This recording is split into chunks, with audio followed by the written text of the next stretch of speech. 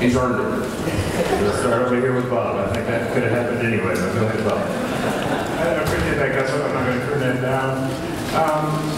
Jeremy, you mentioned he's a new starter. He's got starting experience. And I think he's the quarterback in college who coached the longest. What kind of impact do you think that's going to have? Well, I'm very excited about Jeremy. Even in high school, I started recruiting in 9th grade, he ran a very similar offense. The fact that it's his 3rd year in our system, even though he's a backup, he got a lot of reps with the ones in practice.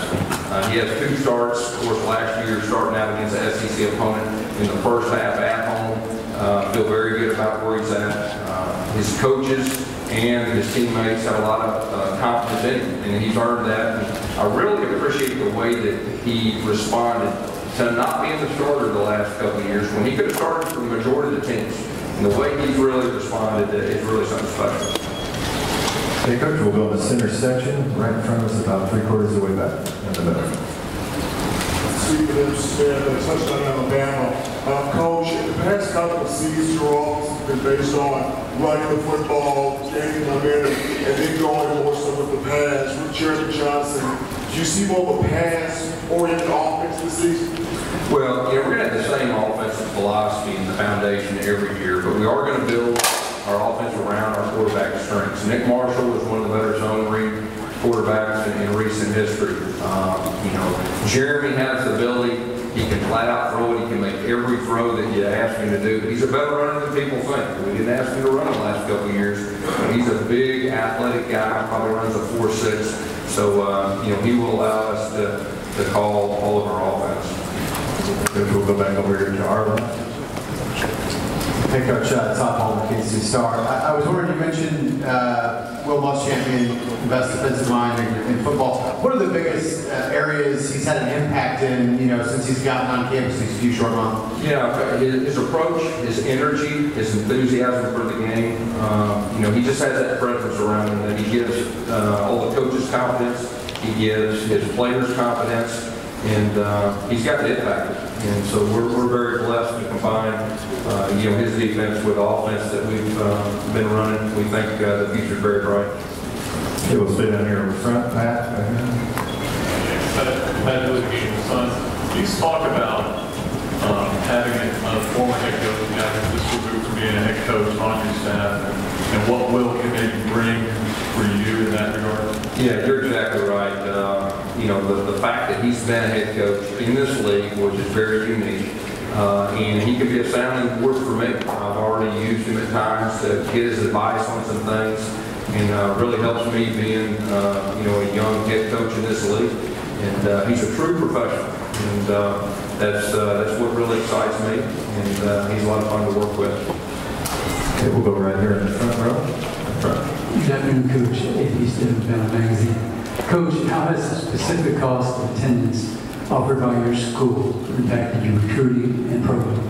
I really don't think it's impacted too much. I mean, we just take the facts, for recruits coming in, and but I am glad we have. Okay, we'll go in the middle section. Right here on the top. Karen Suttles, Tuscaloosa News. How much, this is an overly simplistic question, but how much does having Carl back help your defensive overall, especially the pass rush? Yeah, there's no doubt. I think if you really look at the big picture last year, we got off to a good start. About halfway through the season, we started hitting some bumps, and I believe a lot of it has to do, we had trouble putting pressure on the quarterback. And to have a chance to be a good defense, you've got to be able to pressure the quarterback with just rushing forward. Not having Carl, that really hurt us last year. We had to do some things to take some chances. So the fact that we have him back, and he's 100% is a real blessing for us. We'll stay in the center section on the right out. Ivan White, touchdown, Mountain Magazine. Last year the Auburn Tigers finished a little over 68.2 yards penalty-wise last year. What can you and the coaching staff do to try and cut down some of those mistakes and get some of those yardage back on the big plays that y'all did get last year? Yeah, I'm glad you brought that up. There's no doubt. Of course, that starts with the head coach, and I've always prided myself in the discipline part of the game. And we faltered. As a matter of fact, we faltered the second half of the season with some undisciplined penalties. So that's something we addressed in spring. Something we'll definitely address and do a better job coaching. Fall camp. Okay, we'll go here in the center section. About 3/4 of the way back. Brandon Williams, Touchdown Alabama Magazine coach. In 2011, Nick Saban posted the sign "Never Again" all throughout the Alabama complex. After that loss that you helped defeat the Tide in 2010. After last year's Iron Bowl, are you doing something kind of similar to that to strike revenge for this year down in Georgia area? No, we really just focused on playing better defense. We played extremely well on offense. Didn't play very well on defense. Gave up a lot of points, specifically in the second half. But we're playing at home this year, and I like our chances. Okay, we have one over here to our right, midway back. Matt Celeste, Fox Sports Shoals coach. Losing Cameron on his Spain, Corey Grant on his Spain has been a lot in the last couple of years. Outside of Ronnie Thomas, who else can step in and play big on playing the backfield for you guys? You know, of course, Rock has done an outstanding job. The other two guys that we have, Peyton Barber, and our junior college transfer that came in, we think all three will have a chance to be very successful in our offense. The fact that we've not named a starter, you know, if you look at 2013, it took us about 4 weeks to name Trey as our starter. We always like to have that one workhorse guy, but we have a habit of utilizing multiple tailbacks. So, you know, hopefully we'll figure out who that workhorse guy is earlier rather than later. But I like the fact that we got 3 guys coming in, or 3 guys are there that can do the job. We have confidence in it. We'll stay in the same section on our right. Dwight Rankin, Montgomery Advertising. Coach, you talked about the secondary. How much of it last year was just lack of discipline on plays, and how much it will change in that with the Well, you know, I think, like I said earlier, I think it starts with pass rush. And we didn't have a pass rush. We had to take some chances. We put some DBs on some islands. But the bottom line is, you know, we've got to get better. Will came in. Like I said earlier, he's the best in the business. He's got a good plan for our guys, and I really feel like you'll see us improve each game. Once our guys get in games and start understanding his expectations, getting more familiar with the defense, and he's got an excellent defensive staff around him too. So I feel very good about our defense, you know, moving forward in the future. Okay, we'll go back to the back on the left section. Hey, Coach. A lot of hype this year. How will your returning veterans help those young guys you mentioned live up to the hype you might call based to it? Yeah, I think that's a big key. You know, the fortunate thing is we do have some experienced guys that have won an SEC championship, knows what it takes, feels like almost won the whole thing, and then last year went through the other end of it, not reaching your goals. So we've got some guys that have experience. We have some young guys that are extremely talented.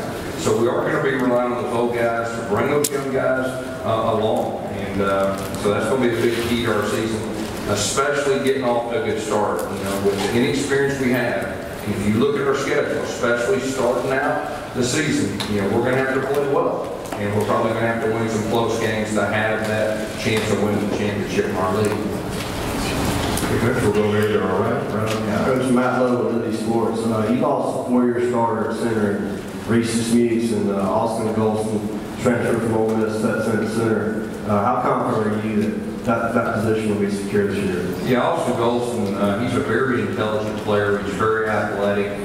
Xavier Dampier is also battling out that position. We've got 2 guys we feel very confident in. We ask a lot of our center. We play fast. He's got to make calls. He's got high deep fronts and everything that goes with it. But both those young men have very good springs.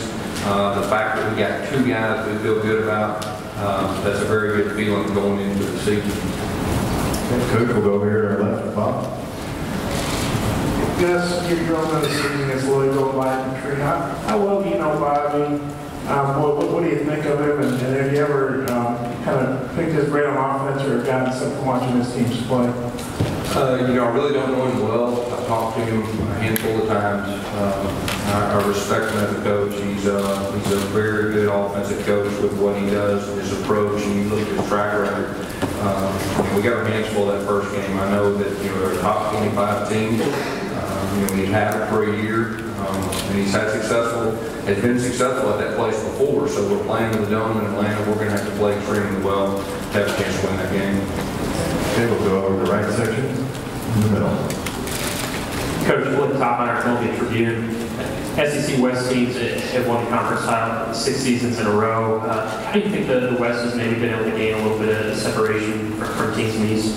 You know, in my opinion, the West is the toughest, conference in football. And I don't think it's close. You look at the Mississippi schools, you look at a very athletic Texas A&M team to the West. I mean, it's a man's league. There's no off weeks, and everybody asks about the SEC and all that. And the thing that really stands out to me is the grind. And if you're not in it, you don't understand it.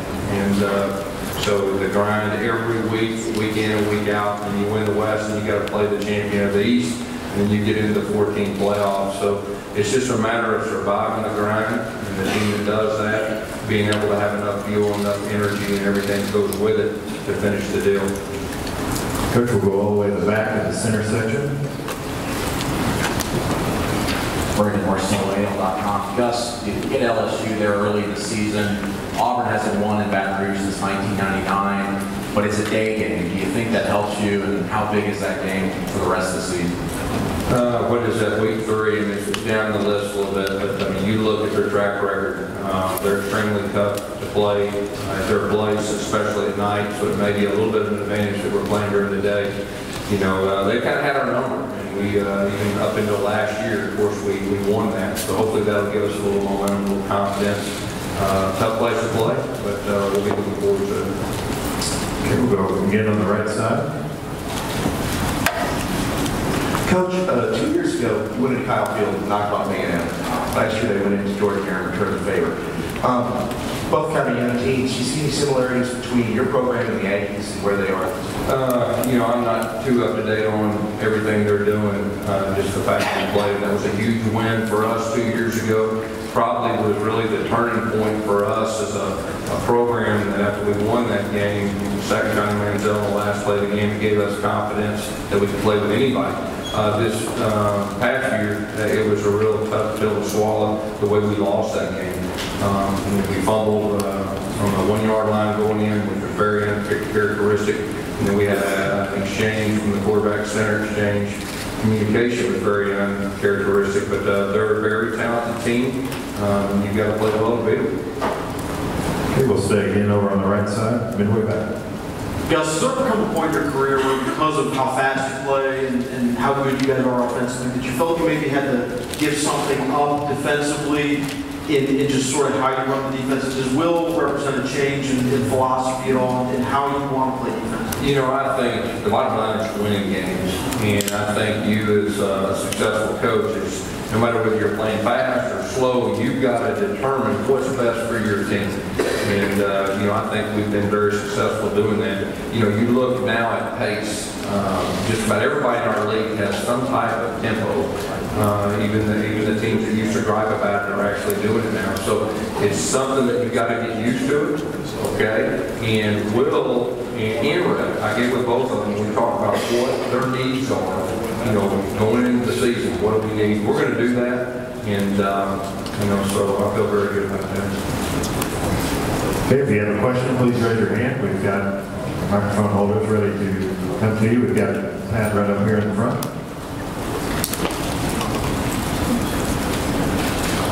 Can you just talk about, there's 7 new defensive coordinators in this league, 8 if you count Derek Mason taking over. Is that a challenge for you as an offensive coach? And also, do you think it's an indication that offenses have kind of taken over this league a little bit? Well, there is quite a few new defensive coordinators, but a lot of them we faced before, and we've seen and we're somewhat familiar with them. I think they're some of the best minds in all of college football in our league, and you've got to prepare for that. And you can't just prepare for that week you're playing. You've got to prepare in the offseason, already be thinking ahead, because each defensive coordinator is going to be a little bit different. They're going to have their personnel, and you got to project how they're going to use that particular personnel that they have. Okay, we'll go back over here to the left. Hey, guys, I know a couple of years ago they had that deal with Hughes where they rented the stadium after you. And I guess now they're not going to be able to do that because they're consolidating. I just wonder what your thoughts were on that. Well, first of all, I was very honored and blessed to have a field named after me. That's a really surreal thing. I think they're consolidating with West Memphis. I told the head coach of West Memphis the other day he shouldn't lose a game with those players. So, but I am honored that we got that. We'll go back on the right, along the aisle. Mark Burns from Inside the Auburn Tigers. Could you talk about year 3, the overall talent on your roster, depth compared to last year and the year before? Yeah, this is your 3rd year, and I think that's very important when you start recruiting the type of person that you want to fit your offense and defense, special teams, and all that. I believe this is the 2nd year in a row that we've had everybody qualify. So that tells you a lot about the character, the type of players that we're bringing in. And I'm extremely proud of that group and really feel like the future is a foundation from a player standpoint is really set up good for us, from a coach's standpoint. So very excited about that. Any other questions? Raise your hand. We have time for about 1 or 2 more. We'll go in the center. All the way in the back. James Frecky with AL.com. Gus, your stance on the new transfer rule regarding players with serious misconduct has been clear as zero tolerance. Nick Saban made reference to 2 of your former quarterbacks and taking issue with that rule, though it wouldn't have applied to them. Did you take issue with his remarks at all? No, I didn't, but I really feel like this is all stemming from the domestic violence attention that's coming up, and I really believe that that's the main thing. I believe most coaches wouldn't have a problem with that. Okay, we'll go on the first row over here to our coach. First row. Brian Black with Auburn Undercover. Yesterday, a lot was made of the satellite cams and whatnot earlier this year, specifically Jim Harbaugh coming out of Alabama. I didn't know, is he a guy that you have any relationship with all as far as you run into him at like camp or anything before? See anything like that? No, I don't. I think that whole thing kind of got blown out of proportion, to be honest with you. I mean, the chances of a team up north coming into our state and a player that us or Alabama wants are slim to none. So it was just a matter of, that was a big story. But, our league right now, if they're going to keep doing it, we've chosen to be a part of that. And so we'll see where that goes. Okay, we're going to go in the back, on the aisle. Back row. At the Auburn Coach, having the largest scoreboard or video board in college football, how excited are the guys to be on the field and practice with that? And is it going to be any much distraction, maybe? It's big. It's real big. When you get on the field, you actually see how big it is. I mean, it's really something else. And I think it's going to be a great thing for our fans. The atmosphere will do nothing but help our atmosphere, which is already off the charts. I know our players are going to enjoy it. Me as a coach, there'll be times that I'll look at the scoreboard either on a replay or during a certain play, especially if the ball's in the middle. So, it'll take me a little getting used to it, but, I'm really looking forward to having it. And we are going to practice some in fall camp with that thing on, so it'll be a shock to us that first game home. Time for one more. Do we have one more question? All right, thank you very much, Coach. All right, thank you.